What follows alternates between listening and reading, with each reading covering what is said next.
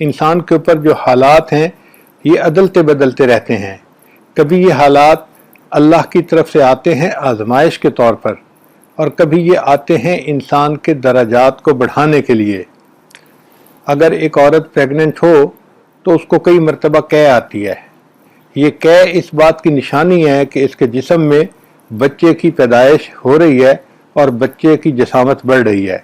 اسی طرح جو ایمان والوں کے اوپر حالات آتے ہیں تو یہ بتاتا ہے کہ ایمان والوں کی تکلیف اس بات کی دلیل ہے کہ اللہ تعالیٰ اس کے بدلے ان کو درجات بڑھا رہے ہوتے ہیں.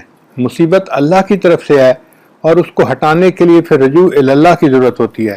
چنانچہ اہل اللہ پہ جب امتحان آتے ہیں وہ اللہ کی طرف رجوع کرتے ہیں اور اللہ تعالیٰ ان کو پہلے سے زیادہ اپنا قرب عطا فرما دیتے ہیں.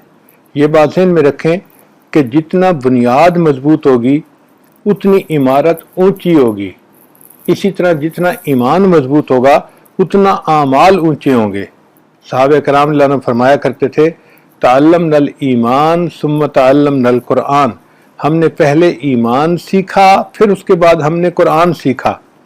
یعنی ایمان پہلے اعمال اس کے بعد. دستور یہ ہے کہ جڑ جتنی مضبوط ہوتی ہے اس درخت کے اوپر پھل اور پھول اتنا اچھا لگتے ہیں. اسی طرح جس انسان کا ایمان جتنا مضبوط ہوتا ہے اس کے اعمال اتنے اچھے ہوتے ہیں. اس کی زندگی کے ہر عمل میں نبی علیہ السلام کی سنت کی جھلک نظر آتی ہے.